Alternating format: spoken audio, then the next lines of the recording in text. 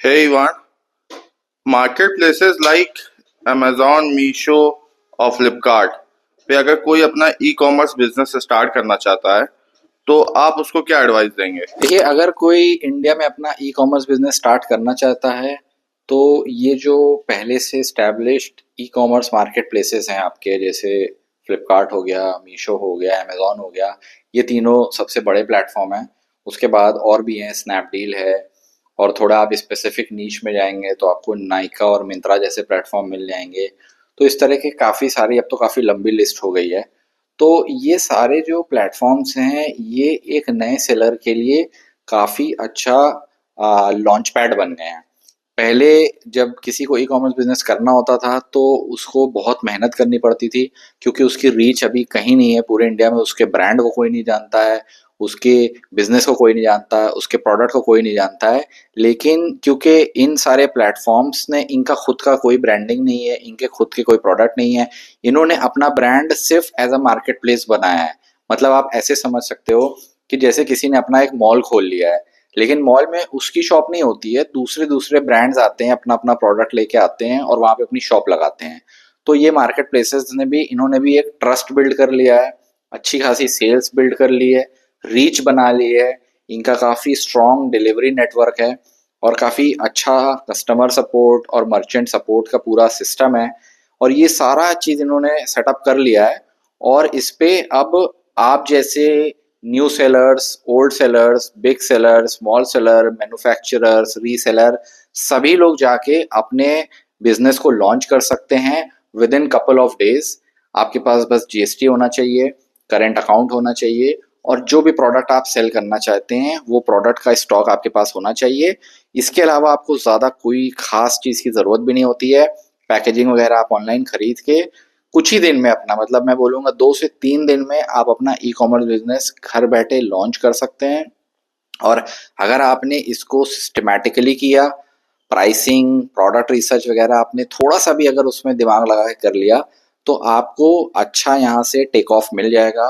आपकी डेली की इनिशियली थोड़ा कम ऑर्डर आएंगे, 2, 3, 5, 10 ऑर्डर का रन रेट रहेगा initially, but with in a month और 2 आपका रन रेट काफ़ी बढ़ सकता है। आप 50 order per day, 60 order per day पर पहुंच जाओगे, जो कि काफ़ी अच्छा रन रेट है। अगर आपके प्रोडक्ट का एवरेज प्राइस 500 रुपये भी है, तो आप महीने की, ये सोचिए, इतने ऑर्डर रन रेट के साथ 10-10 लाख का बिजनेस कर सकते हैं। और कोई 10 लाख का अगर बिजनेस कर रहा है तो ऑन एन एवरेज सारा खर्चा वर्चा हटाने के बाद 10 से 15% प्रॉफिट, नेट प्रॉफिट बच जाता है। मैं ग्रॉस प्रॉफिट नहीं, नेट प्रॉफिट बता रहा हूँ।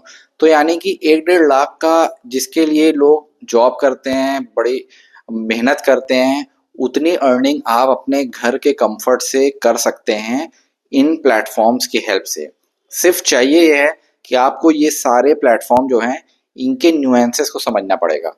इनके अगर आपने न्यूएंसेस को नहीं समझा तो बहुत से लोग क्या करते हैं, आते हैं, अकाउंट बनाते हैं और बहुत सारी गलतियां कर देते हैं, और फिर उनको ये नहीं पता होता है कि उनकी गलती की वजह से उनको सेल्स नहीं मिल रही है। और वो ये सोचते हैं कि इसमें पोटेंशियल नहीं है, या जो लोग पहले से हैं सिर्फ उन्हीं को ऑर्डर आएगा, मुझे ऑर्डर नहीं आएगा, मैं लेट आया हूँ, मैं न्यू सेलर हूँ। ये सब उनको मिसकंसेप्शन होते हैं, और इसकी वजह से वो अपना अकाउंट बंद कर देते हैं और ये अज्यूम कर लेते हैं कि नहीं चलेगा, जबकि ये बहुत बड़ा एक लाई है। अगर आप सही से करेंगे, आपके पास प्रोडक्ट अच्छे हैं, आपने गलतियों को अवॉइड किया सिस्टमैटिकली, और जो इनका एल्गोरिदम है उसको समझ के अगर आपने काम किया, तो आपको ज़रूर सेल भी आएगी और आपका बिजनेस भी खड़ा हो जाएगा। तो जैसा कि आपने बताया कि इन सब मार्केट प्लेसेस के बहुत सारे न्यूएंसेस हैं, तो फॉर एग्जांपल लाइक हम लोग मीशो ले लेते हैं, तो मीशो और फ्लिपकार्ट, अमेजोन, इन सब के क्या क्या न्यूएंसेस हैं, एक एक करके बताइए। ठीक है, तो पहले मीशो से स्टार्ट कर लेते हैं। मीशो की अच्छी चीज़ ये है कि सबसे इजी जो लिस्टिंग का प्रोसेस है, काफ़ी इजी और काफ़ी स्ट्रेट फॉरवर्ड है, वो मीशो का है। मीशो पे आम तौर से आप 10 मिनट के अंदर एक प्रोडक्ट को लाइव कर सकते हैं, और वो सिर्फ 4 इमेज मांगते हैं ना, 4 से आप ज़्यादा नहीं दे सकते हैं, कम दे सकते हैं। और उनके इमेज के भी फंडे, मतलब इमेज अप्रूवल प्रोसेस भी उनका इजी है। तो अगर आपने थोड़ी भी डिसेंट फोटो क्लिक करी है अपने फ़ोन से या कहीं से निकाली है, उसको आप थोड़ा बहुत चैट जीपीटी से अगर इन्हांस कर लें, बैकग्राउंड वगैरह थोड़ा सा क्लियर आउट कर लें, तो इमेजेस आसानी से आप नहीं भी करेंगे तो भी अप्रूव हो जाएगी। लेकिन मेरा रिकमेंडेशन ये है कि आप बैकग्राउंड रिमूव करके प्लेन वाइट बैकग्राउंड पे अपने प्रोडक्ट की इमेज के साथ मीशो पे विद इन 10 मिनट्स आपकी लिस्टिंग हो जाएगी। और मीशो इनिशियली न्यू सेलर्स को सबसे जल्दी जो सेल्स आना शुरू होती है वो मीशो पे ही होती है। फ्लिपकार्ट और अमेजोन पे भी आती है, बट रिलेटिवली मीशो पे जल्दी आना शुरू हो जाती है। मीशो का एल्गोरिदम इस तरह से डिज़ाइन है कि न्यू सेलर को रिकॉग्नाइज करके जल्दी प्रमोट करता है। इसीलिए आप देखेंगे तो ज़्यादातर न्यू सेलर्स की जो जर्नी स्टार्ट होती है वो मीशो से ही होती है। और अगर मैं इसके कॉन्स की बात करता हूँ कि मीशो पे सेल करने के आपको कौन कौन से डिसएडवांटेजेस हो सकते हैं या किन चीज़ों का आपको स्पेशली ध्यान रखना होगा, तो देखिए कस्टमर रिटर्न जो है वो सबसे ज़्यादा मीशो पर ही होता है। मीशो की जो ऑडियंस है वो टियर 2, टियर 3, टियर 4 सिटीज़ की ज़्यादा है as compare to Flipkart and Amazon. तो वहाँ पे प्राइस सेंसिटिव ऑडियंस ज़्यादा मिलती है। जितना आप मेट्रो सिटीज़ की तरफ आते जाएंगे प्राइस सेंसिटिविटी कम होती जाती है। जब प्राइस सेंसिटिविटी कम होती है तो कस्टमर रिटर्न्स भी कम हो जाते हैं। लेकिन जैसे आप टियर 2, टियर 3 या और पीछे चलते चले जाएंगे तो प्राइस सेंसिटिविटी बढ़ जाती है। प्राइस सेंसिटिविटी इसलिए भी बढ़ जाती है क्योंकि वहाँ पे डिस्पोजेबल इनकम कम है as compare to metro cities. तो जब प्राइस सेंसिटिविटी कम होने लगती है तो लोगों के रिटर्न्स बढ़ने के चांसेस बढ़ जाते हैं। क्योंकि फॉर एग्जाम्पल कस्टमर ने आपसे कोई चीज़ खरीदी 500 रुपए की, अब उसको आपका प्रोडक्ट डिस्पैच हो गया, मिलना भी नहीं अभी ऑन द वे है, उसको वही प्रोडक्ट किसी और सेलर से दिख गया 470 का, तो अब वो उधर भी ऑर्डर कर देगा और आपके प्रोडक्ट को वो लेके रिटर्न कर दे या आरटीओ कर दे, ये उसके ऊपर है। अगर वो ले चुका है तो रिटर्न कर देगा, अगर नहीं लिया है तो आरटीओ कर देगा। तो इस तरह की प्रॉब्लम होती है। काफ़ी सारे सेलर्स रिपोर्ट करते हैं कि मीशो पे उनका 40-45% तक रिटर्न चला जाता है। 30% तो आम रिटर्न, मतलब very common on Meesho customer return. और आरटीओ की अगर बात करें तो वो भी 10 से 15% रहता है। जिसको आरटीओ का नहीं पता है मैं थोड़ा सा क्लैरिटी दे देता हूँ। कस्टमर रिटर्न वो होता है जिसको कस्टमर ने ऑर्डर को एक्सेप्ट कर लिया और उसके बाद वापस कर दिया कुछ कंप्लेंट करके। आरटीओ ये होता है कि कस्टमर ने किसी वजह से आपके उस ऑर्डर को एक्सेप्ट करने से ही मना कर दिया, उसने कॉल नहीं उठाया या राइडर को बोल दिया कि नहीं चाहिए। तो ये था मीशो के लिए। इन अ नटशेल लिस्टिंग आसान है, जल्दी से न्यू सेलर्स को प्रोमोट करता है, जल्दी से उनको सेल्स आने लगती है, लेकिन थोड़ा सा प्रॉफिट में कमी रहती है बिकॉज ऑफ रिटर्न्स। और मेरी एक फाइनल पीस ऑफ एडवाइस है, चाहे आप जिस भी प्लेटफॉर्म पे बेच रहे हो, वो मैं वीडियो के एंड में ज़रूर बताऊंगा जिससे आपका प्रॉफिट इंटैक्ट रहेगा। तो उस एडवाइस को मिस मत करना अगर आप नया अपना ई कॉमर्स बिजनेस स्टार्ट करने जा रहे हो, क्योंकि वो आपने अगर अप्लाई कर दिया तो आपको इन सारे प्लेटफॉर्म्स पे कभी लॉस नहीं होगा। अब चलते हैं सेकंड प्लेटफॉर्म की तरफ जो कि है फ्लिपकार्ट। मीशो के बाद आमतौर से फ्लिपकार्ट की लिस्टिंग भी इजी है। फ्लिपकार्ट पे वैसे तो दो तरह की लिस्टिंग होती है, बट अभी मैं बिगनर्स के लिए मैं एक ही पे कॉमन फोकस करने वाला हूँ जो कि न्यू लिस्टिंग है। तो इसमें भी अगर आप कोई ब्रांडेड प्रोडक्ट की तरफ नहीं जा रहे हैं, आपका अपना प्राइवेट लेबल है, तो फ्लिपकार्ट पे भी आप आसानी से लिस्टिंग कर देते हैं। मगर मीशो के कंपैरिजन में थोड़ी सी फील्ड्स यहाँ पे ज़्यादा होती हैं, ज़्यादा चीज़ें भरनी पड़ती है, तो लिस्टिंग में थोड़ा टाइम ज़्यादा लगता है। और बाकी इसमें इमेज का कोई चार का काउंट नहीं है, आप कितनी भी इमेजेस डाल सकते हो। फ्लिपकार्ट पे नए सेलर्स को सेल आने में थोड़ा टाइम ज़्यादा लगता है, एक आध महीने आपके निकल जाएंगे तो शायद आपको 2 ही 3 ऑर्डर आए, लेकिन दूसरे और तीसरे महीने में आपको फिर ठीक ठाक सेल्स इस पे भी आने लगती है। एक चीज़ का आपको ध्यान रखना है कि फ्लिपकार्ट पे आपको ट्रेंडिंग प्रोडक्ट्स रिसर्च कर लेने हैं, फ्लिपकार्ट के अपने ट्रेंडिंग प्रोडक्ट्स, और उनको कोशिश करना है। फॉर एग्जांपल आप अगर ज्वेलरी में हो तो ज्वेलरी में आप जाके ज़रूर देखो कि उनके टॉप सेलिंग प्रोडक्ट्स क्या हैं। ज्वेलरी में जाओ, जिनकी रेटिंग सबसे ज़्यादा है उनको देखो और उससे मिलते जुलते प्रोडक्ट या वही प्रोडक्ट रखना की कोशिश करो, ताकि इनिशियली आपको सेल्स आने में आसानी हो।